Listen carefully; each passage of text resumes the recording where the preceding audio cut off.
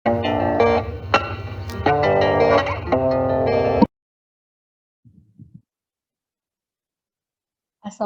warahmatullahi wabarakatuh. Selamat pagi, Bapak Ibu. Apa kabarnya hari ini? Nah, hari ini alhamdulillah kita semua diberi kesehatan sehingga dapat bergabung lagi di hari ketiga in-house training SMA Negeri 1 Pontianak dengan tema Sekolah Penggerak. Nah, pada hari ketiga ini jadwal kita adalah yang pertama materinya berupa pembelajaran orang dewasa, di mana materi ini akan diisi oleh Ibu Yuliana Dwi Lestari, SPD. Kemudian, ice breaking dan kegiatan kedua dengan tema profil pelajar Pancasila yang akan dibawakan oleh Pak Untung Surya, MPD. Pak Untung Surya, MAPD.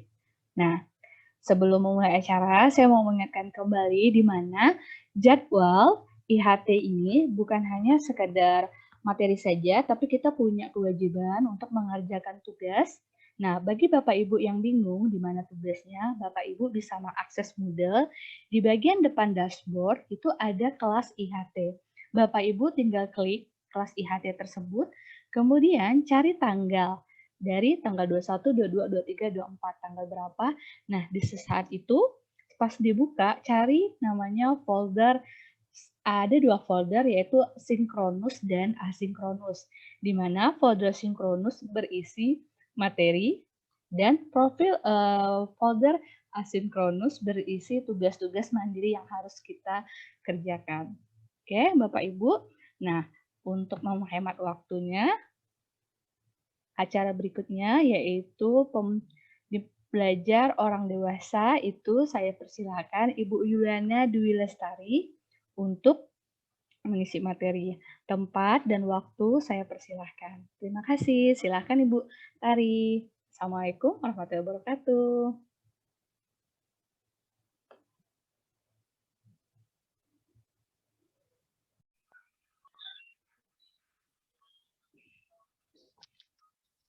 Assalamualaikum warahmatullahi wabarakatuh. Selamat pagi dan salam sejahtera untuk kita semua. Terima kasih Bapak Ibu yang sudah hadir dalam kegiatan IHT kita hari ini. Sebelum kita memulai kegiatan kita hari ini, alangkah baiknya kita berdoa menurut agama dan kepercayaan kita masing-masing. Berdoa dimulai.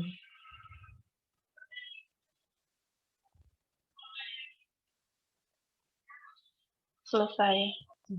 Baik Bapak Ibu, terima kasih atas kesempatan yang diberikan pada saya. Pada hari ini saya akan memberikan sedikit informasi mengenai pembelajaran orang dewasa atau disebut juga dengan androgogi ya Bapak Ibu.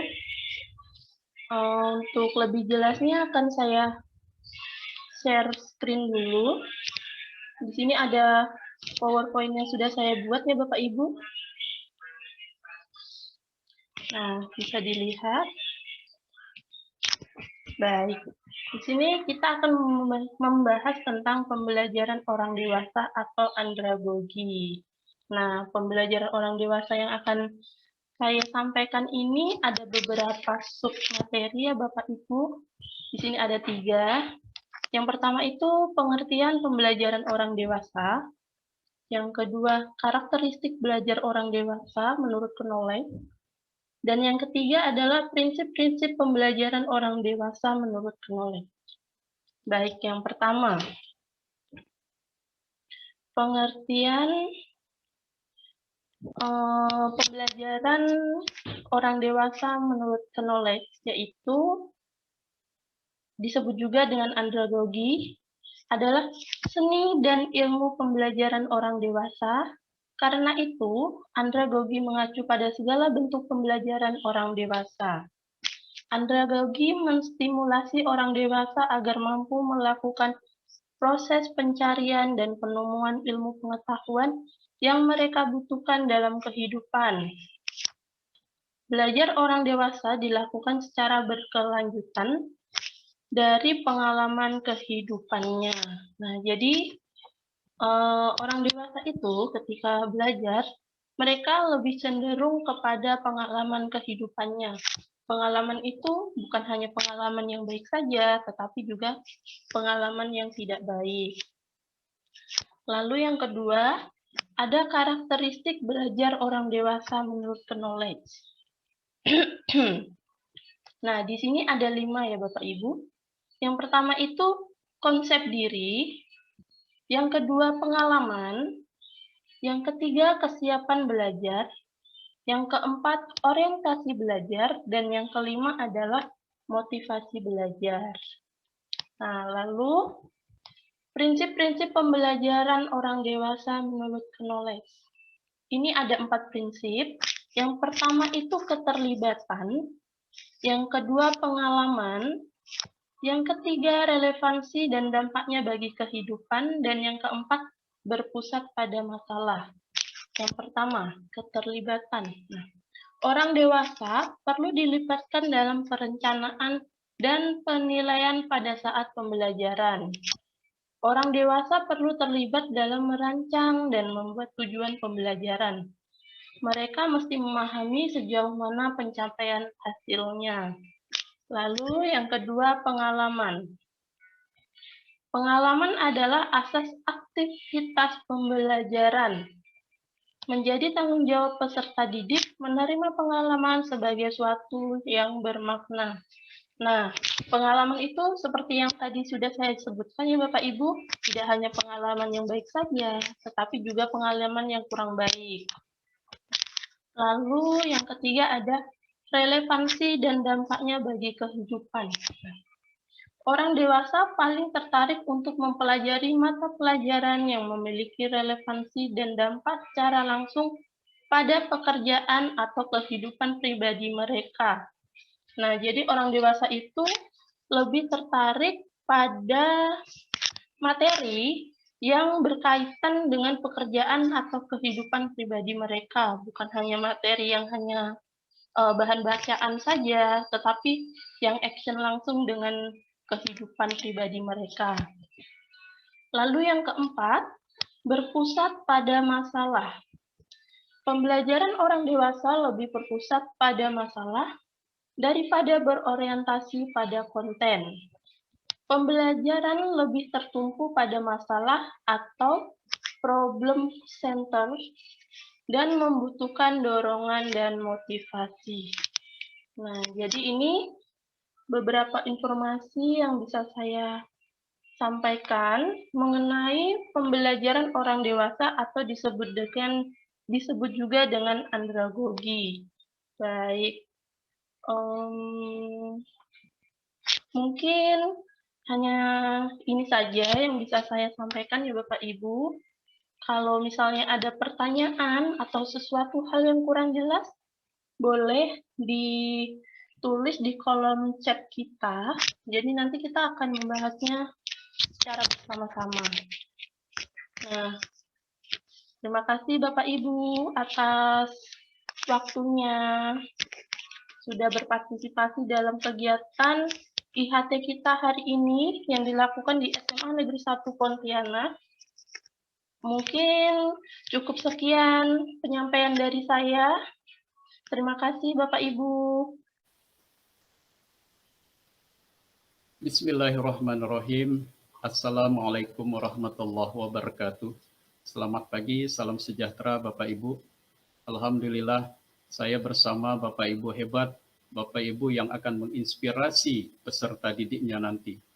Pada pagi yang bahagia ini, pagi yang cerah ini, ayo saya semangati, sebakar semangat Bapak Ibu dengan yel-yel.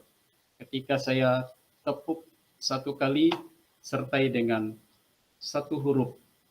Siap Bapak Ibu? Ya. B, B, M, B, B, K. Belajar, bergerak, merdeka. Alhamdulillah. Bapak Ibu cukup semangat mengikuti kegiatan-kegiatan kita ini.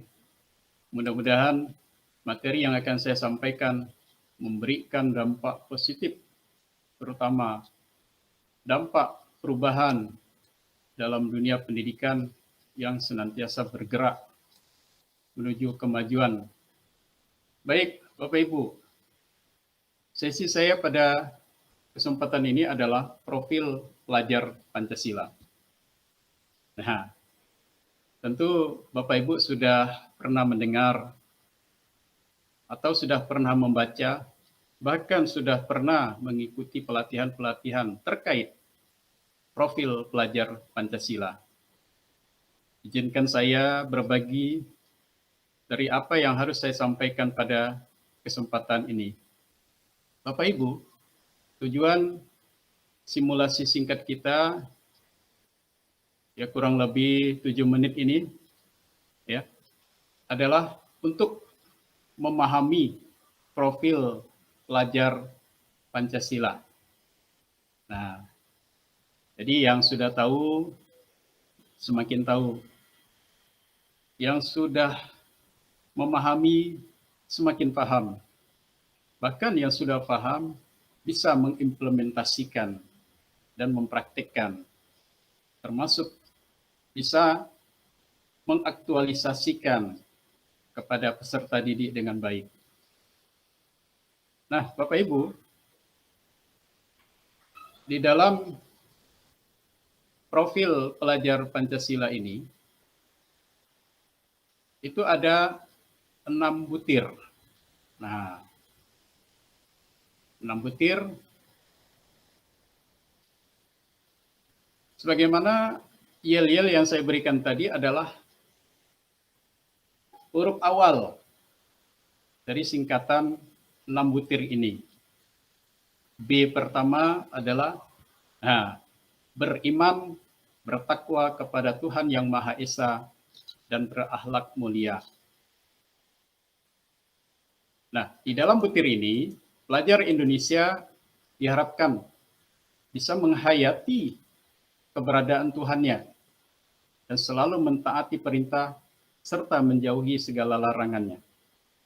Tentu sesuai dengan agama dan kepercayaan yang dianut.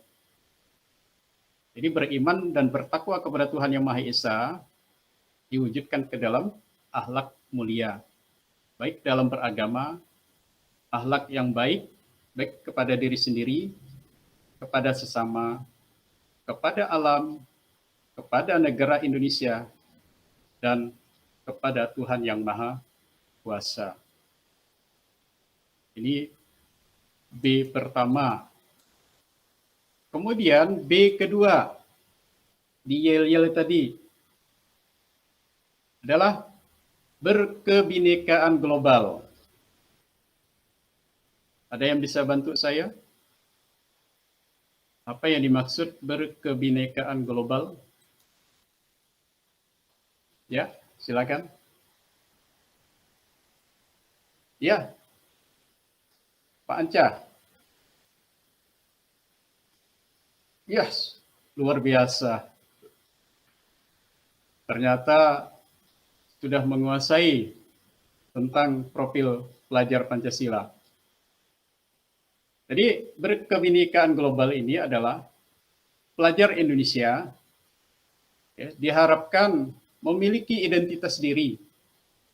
Nah, itu identitas diri yang matang, mampu menunjukkan dirinya sebagai representasi budaya luhur bangsanya, sekaligus memiliki wawasan serta keterbukaan tentang eksistensi ragam budaya daerah, nasional dan global. Pelajar Indonesia tentu memiliki sikap untuk saling menghormati keberagaman dan toleransi terhadap perbedaan. Nah, kemudian kita mengarah kepada butir ketiga, ya, M, mandiri. Ya, mandiri.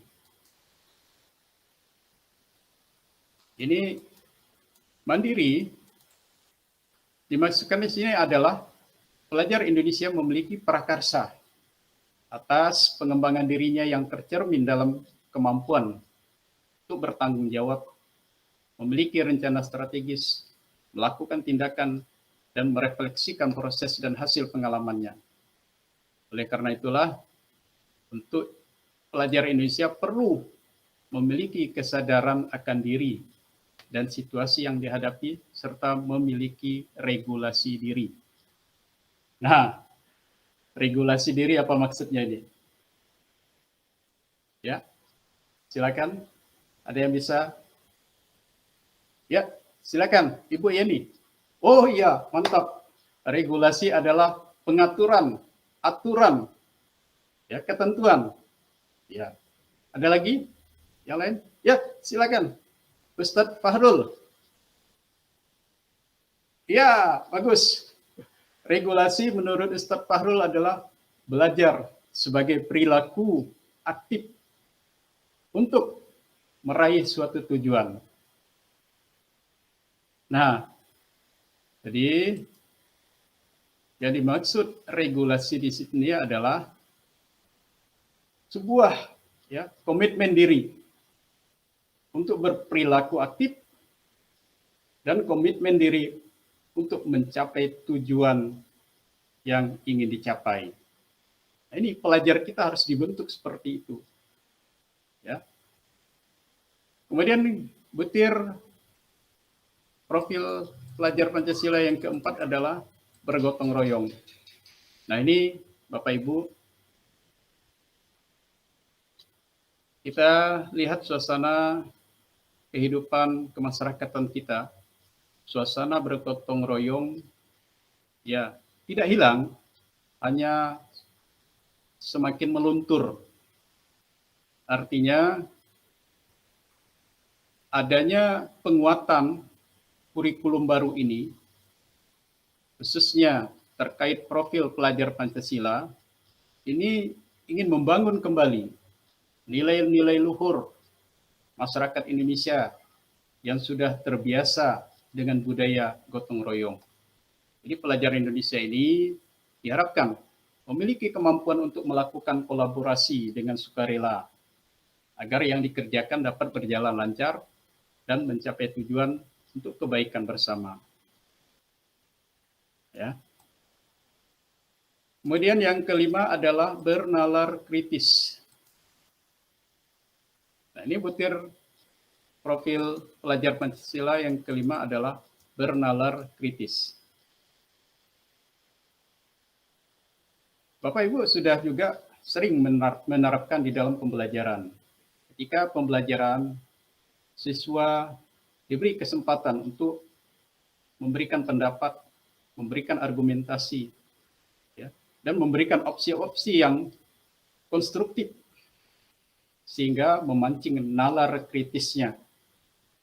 Nah, ini penguatan-penguatan yang ada di dalam profil pelajar Pancasila semakin membenarkan, mengukuhkan apa yang Bapak Ibu lakukan.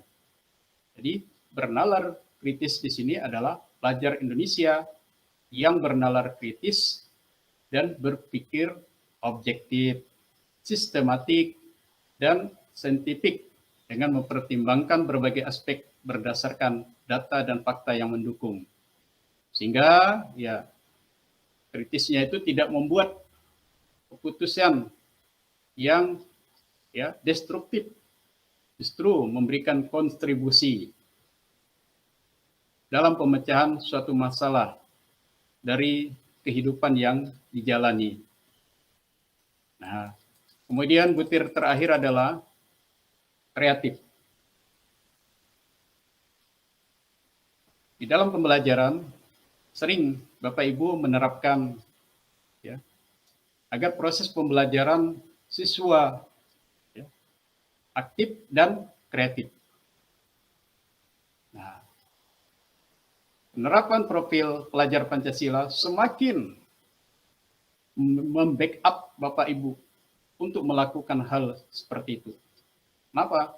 Karena pelajar Indonesia harus mampu memodifikasi dan menghasilkan sesuatu yang orisinal, bermakna, bermanfaat, dan berdampak dalam bentuk gagasan, tindakan, karya nyata secara proaktif dan independen untuk menemukan cara-cara lain yang berbeda dan bisa berinovasi sesuai dengan perkembangan dan tuntutan zaman. Nah, inilah keenam butir profil pelajar Pancasila yang dapat saya sampaikan dalam simulasi singkat ini. Semoga bermanfaat. Tentu sebagai akhir dari kegiatan ini, saya ingin bertanya kepada peserta satu pertanyaan. Jelaskan salah satu dimensi profil pelajar Pancasila. Ya, silakan. Ya, Pak Nordi. Alhamdulillah. Ya, ada lagi? Ya, silakan. Bu Eti. Alhamdulillah. Jadi semuanya sudah memahami tentang profil pelajar Pancasila. Mari Bapak Ibu, ya, kita jalankan kegiatan ini dan kita dukung dengan cara memberikan penguatan-penguatan kepada peserta didik kita, sehingga diharapkan ke depannya anak-anak didik kita, generasi kita memiliki ya, konsistensi untuk menerapkan nilai-nilai ya, profil Pancasila. Sekian, terima kasih. Billahi taufik wal hidayah. Assalamualaikum warahmatullahi wabarakatuh.